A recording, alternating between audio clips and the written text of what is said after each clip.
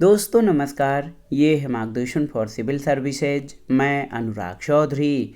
दोस्तों राजनीति विज्ञान के अंतर्गत इस वीडियो में आप पढ़ेंगे महत्वपूर्ण टॉपिक कानून यानी विधि के बारे में। इसमें हम कानून का अर्थ, परिभाषा, कानून के प्रकार, स्रोत, कानून तथा नैतिकता, विधि का शासन और कानून या विधि से संबंधित महत्वपूर्ण परीक्षोपयोगी तथ्यों को कवर करेंगे। ये वीडियो स्नातक एवं परास्नातक स्तर के छात्रों के साथ राजनीति विज्ञान विषय से प्रतियोगी परीक्षाओं की तैयारी करने वाले अभ्यर्थियों के लिए बहुत ही महत्वपूर्ण है। तो आइए शुरू करते हैं। विधि यानी कानून का अर्थ, परिभाषा, प्रकार, विशेषताएं एवं स्रोत से संबंधित महत्वपूर्ण जानकारी। सबसे पहले हम कानून के अर्थ के बारे में जानेंगे। दोस्तों, राज्य का लक्ष्य मानव कल्याण की उचित व्यवस्था करना है, लेकिन इस लक्ष्य की प्राप्ति तभी की जा सकती है जबकि राज्य के नागरिक अपने जीवन में आचरण के कुछ सामान्य नियमों का पालन करें। इसलिए राज्य को अपने नागरिकों के जीवन के संचालन के लिए नियमों का निर्माण करना होता है और इनका पालन करना व्यक्ति के लिए आवश्यक है, और इनका पालन न करने पर व्यक्ति दंड का भागी होता है। तो राज्य द्वारा निर्मित और लागू किए जाने वाले इन नियमों को ही कानून कहते हैं।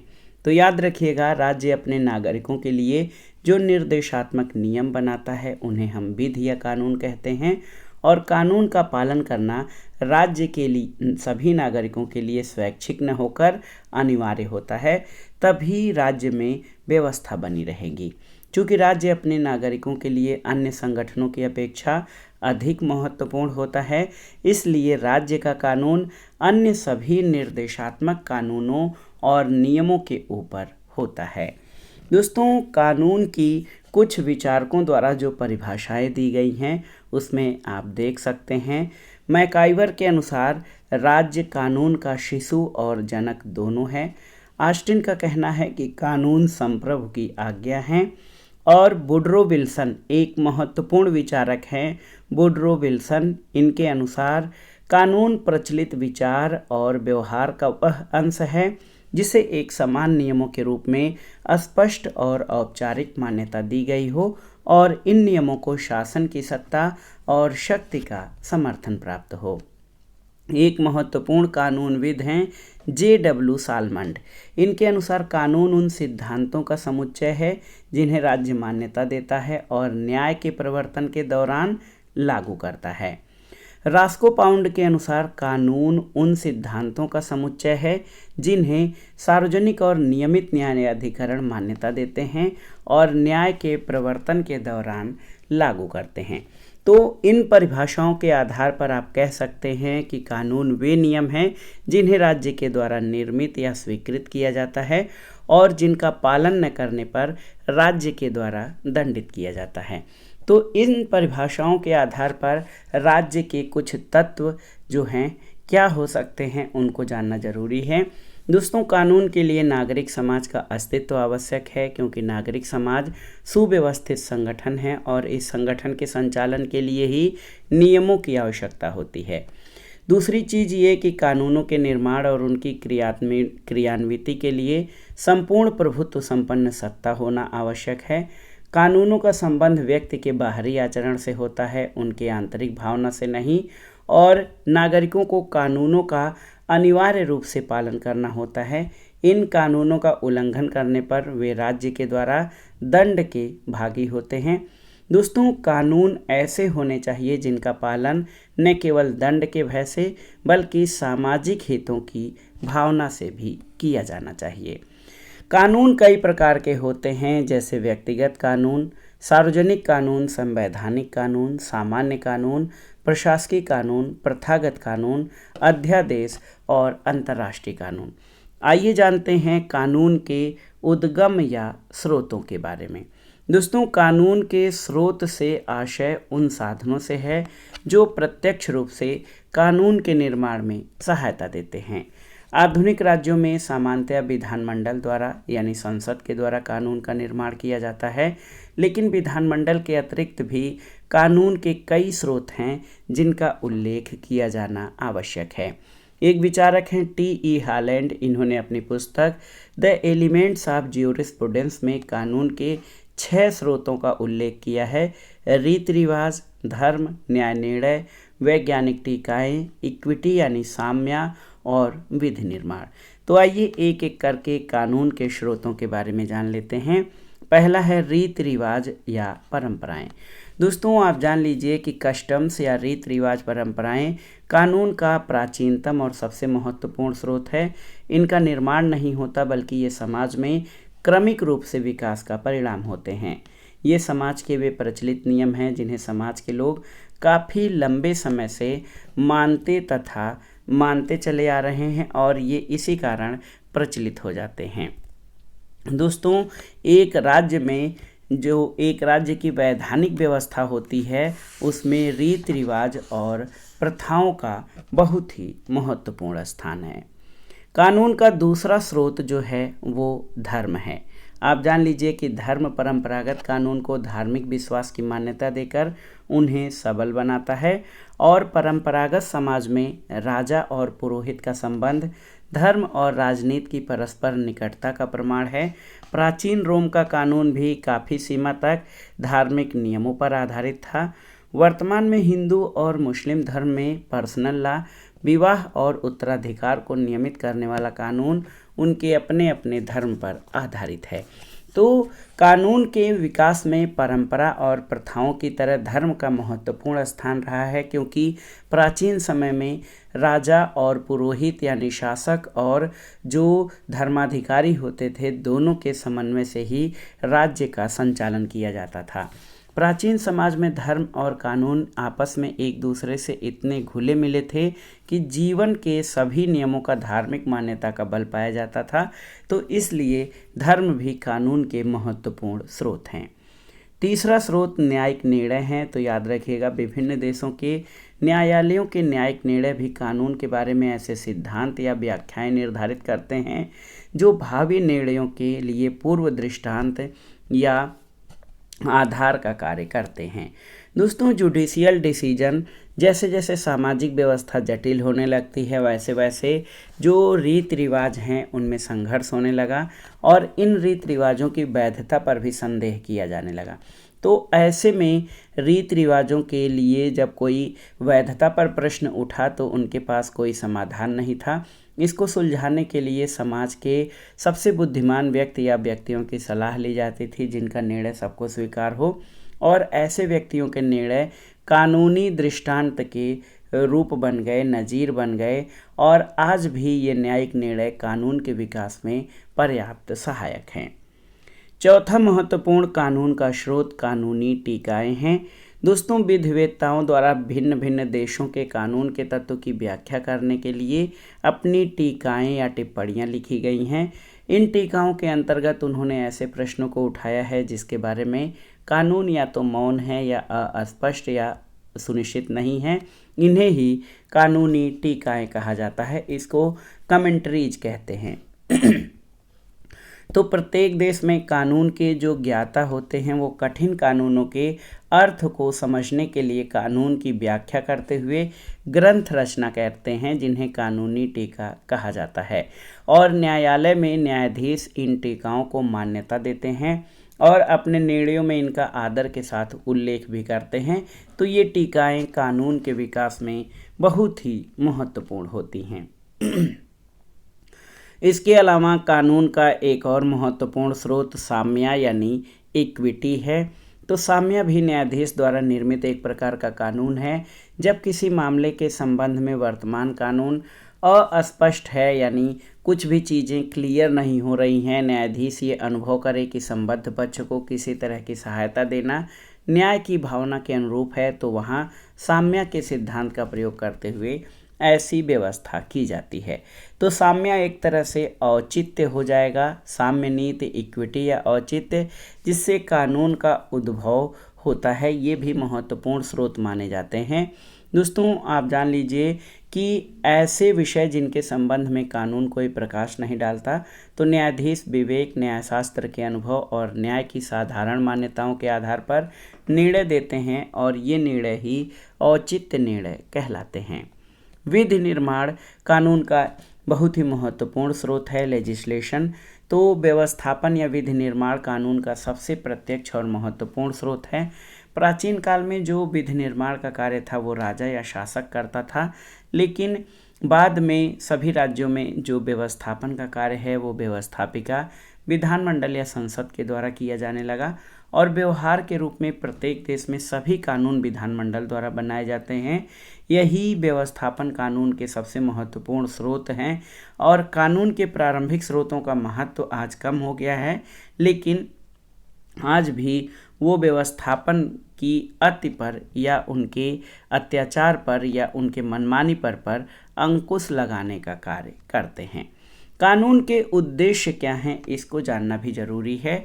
दोस्तों, कानून का उद्देश्य राज्य में शांति और व्यवस्था स्थापित करना है, मनुष्य की उन्नति और उनका सर्वांगीण विकास करना है, मानव आवश्यकताओं की पूर्ति करना है, नागरिकों को पद और दर्जे के लिए समान अवसर प्रदान करना है, सुविधाएं देना है और मानव अधिकारों की रक्षा करना है। ये सभी कानून के द्वारा ही संभव है। अच्छे कानून के लक्षण क्या हो सकते हैं? दोस्तों, कानून का उद्देश्य शांति और व्यवस्था स्थापित करना, नागरिक आवश्यकताओं की पूर्ति करना, अधिकारों की रक्षा करना और दोस्तों सभी नागरिकों को समान अवसर प्रदान करते हुए उनके प्रगति के मार्ग में सहायक होना है। लेकिन अच्छे कानून वही हैं जो सरल और स्पष्ट हों, जिनको सब लोग समझ पाएँ। कानून अस्थायी होने चाहिए, उनमें बार बार जल्दी परिवर्तन नहीं होना चाहिए। व्यापकता कानून का महत्वपूर्ण लक्षण है, क्योंकि कानून जो है व्यापक होना चाहिए। और व्यवहारिकता का पक्ष बहुत ही महत्वपूर्ण है।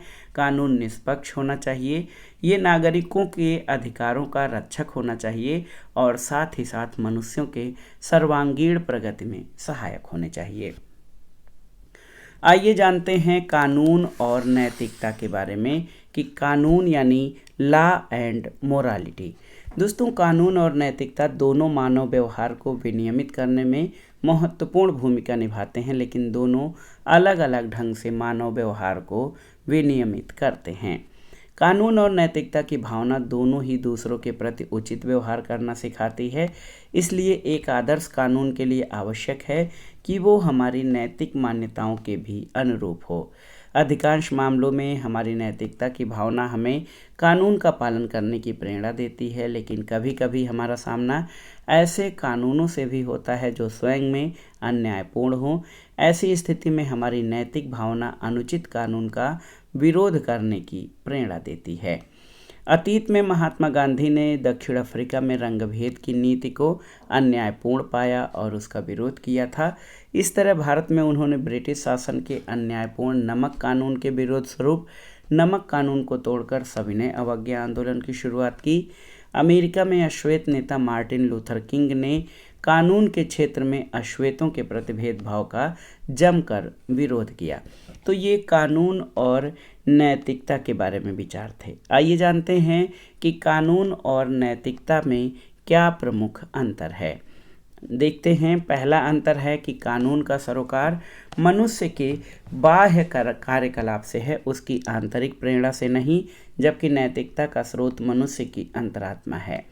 कानून हमें कुछ अनैतिक कार्यों को करने से रोक सकता है, लेकिन वह हमारे नैतिक चरित्र की उन्नति नहीं कर सकता, जबकि नैतिकता हमें उन सभी अनैतिक कार्यों को करने से रोकती है जो मानवीय मूल्यों और सामाजिक आचार व्यवहार के खिलाफ हैं। बाल्यावस्था में उपयुक्त शिक्षा और स्वस्थ सांस्कृतिक परिवेश का निर्माण करके बालक के नैतिक चरित्र को उन्नत बनाया जा सकता है। इसके अलावा कानून अपने प्रवर्तन के लिए बल प्रयोग पर आश्रित हैं। राज्य बल प्रयोग के द्वारा कानूनों का प्रवर्तन करता है, जबकि नैतिकता को आंतरिक प्रेरणा से बल मिलता है। इसके लिए किसी दबाव या बल की आवश्यकता नहीं है। चौथा अंतर है कि कानून के निर्देश प्राय सीधे और स्पष्ट होते हैं, जबकि नैतिक मानदंड कभी कभी विवादास्पद और संदिग्ध हो जाते हैं। कानून और नैतिकता में पांचवा अंतर ये है कि कानून में प्रायः एकाएक परिवर्तन करके पुराने कानून की जगह नए कानूनों को लागू किया जा सकता है, लेकिन व्यक्ति की नैतिक चेतना में परिवर्तन धीरे धीरे होने से नैतिक मूल्यों में परिवर्तन की गति धीमी होती है। दोस्तों एक प्रश्न ये उठता है कि क्या नागरिक कानून का पालन करने से इनकार कर सकते हैं? तो कोई ऐसी परिस्थिति हो सकती है जिसमें व्यक्तियों के द्वारा कानूनों का पालन करने से इनकार किया जा सकता है। वैधानिक दृष्टि से व्यक्तियों के द्वारा कानूनों का पालन से इनकार नहीं किया जा सकता, लेकिन नैतिकता की दृष्टि से व्यक्तियों के द्वारा कुछ परिस्थितियों में कानूनों के पालन से इनकार किया जा सकता है। क्यों? जब व्यक्तियों को इस बात का विश्वास हो जाए कि विद्यमान कानून सार्वजनिक हित में नहीं है, तो उनके द्वारा सभी संवैधानिक साधनों के आधार पर इस कानून में परिवर्तन कराया जाना चाहिए। लेकिन जब इस तरह का प्रयत्न किया जाए उसमें उन्हें सफलता नहीं मिलती है, तो सार्वजनिक हित के लिए कानून की अवहेलना करना जब आवश्यक समझे तो इस विशेष स्थिति में कानूनों का पालन करने से इनकार किया जा सकता है। लेकिन इसके बारे में ये ध्यान रखा जाना चाहिए कि व्यक्तियों के द्वारा कानून पालन से अत्यंत विशेष परिस्थितियों में ही इनकार किया जा सकता है। अब आइए एक महत्वपूर्ण अवधारणा विधि का शासन या रूल ऑफ लॉ के बारे में जानते हैं, जिसको कानून का शासन भी कहते हैं। एक ब्रिटिश विधिवेत्ता A.V. डायसी रहे हैं। इन्होंने अपनी कृति introduction to the study of the law of constitution के अंतर्गत इंग्लैंड के संविधान को विधि के शासन की संज्ञा दी है। विधि का शासन क्या है, तो इसको समझते हैं। दोस्तों विधि का शासन ऐसी प्रणाली है जिसके अंतर्गत कुछ शर्तें हैं जिनको पूरा होना जरूरी है। इन शर्तों को आप अच्छे से याद कर लीजिए। देखिए, कानून का रूप सर्वसामान्य होना चाहिए, सभी वर्गों समुदायों के लिए एक ही कानून होना चाहिए। ये विधि के शासन की पहली शर्त है। दूसरी बात यह कि शासन की शक्ति का प्रयोग केवल कानून में निहित प्रक्रियाओं, सिद्धांतों और प्रतिबंधों के अनुसार ही होना चाहिए, किसी अन्य आधार पर नहीं। तीसरी शर्त है कानून का प्रयोग अतीत काल से प्रभावी नहीं होना चाहिए। और चौथा है कि देश का कानून सर्वविदित होना चाहिए, सबकी जानकारी में होना चाहिए, जिससे नागरिकों को ये पता रहे कि वो उन्हें किस तरह से प्रभावित करेगा। तो ये डायसी द्वारा प्रतिपादित विधि के शासन की प्रमुख शर्तें या बातें थीं। अब आइए कानून से संबंधित महत्वपूर्ण तथ्य और कथनों को देख लेते हैं, जो परीक्षाओं की दृष्टि से बहुत ही महत्वपूर्ण हैं। दोस्तों डायसी ने स्वतंत्रता और कानून के बीच परस्पर संबंध के विषय में कहा है कि एक की मात्रा जितनी अधिक होगी, दूसरे की मात्रा उतनी ही कम होती जाएगी। यानी कानून और स्वतंत्रता में जो एक है, यानी स्वतंत्रता की मात्रा जितनी अधिक होगी, कानून की मात्रा कम होती जाएगी, या कानून की मात्रा जितनी अधिक होगी, स्वतंत्रता की मात्रा कम होती जाएगी। तो एक प्रकार से देखा जाए तो व्यक्तिवादी राज्य को आवश्यक बुराई मानते हैं। उनका विचार है कि स्वतंत्रता और कानून परस्पर विरोधी हैं। इसी विचारधारा के आधार पर डायसी का ये कथन है। लेकिन लॉक का कहना है कि जहाँ कानून नहीं होता वहाँ स्वतंत्रता भी नहीं होती है। बहुत ही महत्वपूर्ण है। स्वतंत्रता और कानून के परस्पर संबंध में जो ये धारणा है कि कानून स्वतंत्रता को सीमित नहीं करते बल्कि स्वतंत्रता की रक्षा करते हैं और उसमें वृद्धि करते हैं। इसी आधार पर जॉन लॉक का कहना है कि जहाँ कानून नहीं होता वहाँ स्वतंत्रता भी नहीं होती। ह्यूगो ग्रेब का कहना है कि कानून का पालन न करने से दंड मिलेगा। इस भय से हम कानून का पालन नहीं करते बल्कि उसका पालन इसलिए करते हैं कि उसे हम न्यायोचित और अच्छा समझते हैं। बर्क के अनुसार विरोध का अधिकार शरीर के लिए औषधि है और प्रतिदिन का भोजन नहीं। विरोध का अधिकार शरीर के लिए औषधि है, प्रतिदिन का भोजन नहीं। और अंत में जस्टिस होम्स के अनुसार न्यायाधीश कानून बनाते हैं और उनको इसका अधिकार भी है। दोस्तों ये था कानून यानी विधि से संबंधित महत्वपूर्ण अध्याय, जिसमें आपने कानून के अर्थ, परिभाषा, प्रकार, कानून और नैतिकता, इसमें प्रमुख अंतर, कानून के स्रोत, इन सभी के बारे में विस्तार से पढ़ा। दोस्तों सभी कानून, देखिए कानून जो हैं वो कानून और स्वतंत्रता में भी कुछ संबंध होता है। कई प्रकार के कानून होते हैं जो व्यक्ति की स्वतंत्रता की अन्य व्यक्तियों के हस्तक्षेप से रक्षा करते हैं। कानून व्यक्ति की स्वतंत्रता की राज्य के हस्तक्षेप से भी रक्षा करते हैं। इसके अलावा सभी कानून स्वतंत्रता की रक्षा नहीं करते हैं। राज्य द्वारा निर्मित सभी कानूनों में इस बार इस प्रकार की बात नहीं कर सकते कि सभी कानून जो हैं स्वतंत्रता की रक्षा ही करते हैं, क्योंकि अगर शासक वर्ग अपने स्वार्थों को दृष्टि में रखकर कानूनों का निर्माण करता है तो जन साधारण के हितों की अवहेलना होती है। और जो तानाशाही राज्य है वहाँ भी नागरिक स्वतंत्रता पर भी प्रतिबंध लगाया जाता है, तब ये कानून व्यक्तियों की स्वतंत्रता में बढ़ोतरी नहीं बल्कि उनको सीमित कर देते हैं। तो दोस्तों आप जान लीजिए कि यदि राज्य का कानून जनता की इच्छा पर आधारित है तो स्वतंत्रता का पोषण होगा, और यदि निरंकुश या तानाशाही शासन की इच्छा का परिणाम है तो स्वतंत्रता का विरोधी हो सकता है। तो कानून और स्वतंत्रता में परस्पर महत्वपूर्ण संबंध है। तो ये था आज का वीडियो। ये वीडियो राजनीति विज्ञान विषय से स्नातक और परास्नातक स्तर के छात्रों के साथ प्रतियोगी परीक्षाओं की तैयारी करने वाले छात्रों के लिए बहुत ही उपयोगी है। आप इनको अच्छे से तैयार कर लीजिएगा। वीडियो आपको कैसा लगा हमें कमेंट बॉक्स में ज़रूर बताइएगा। वीडियो को लाइक करें, शेयर करें और इस चैनल मार्गदर्शन फॉर सिविल सर्विसेज को सब्सक्राइब करें। वीडियो देखने के लिए धन्यवाद दोस्तों। नमस्कार।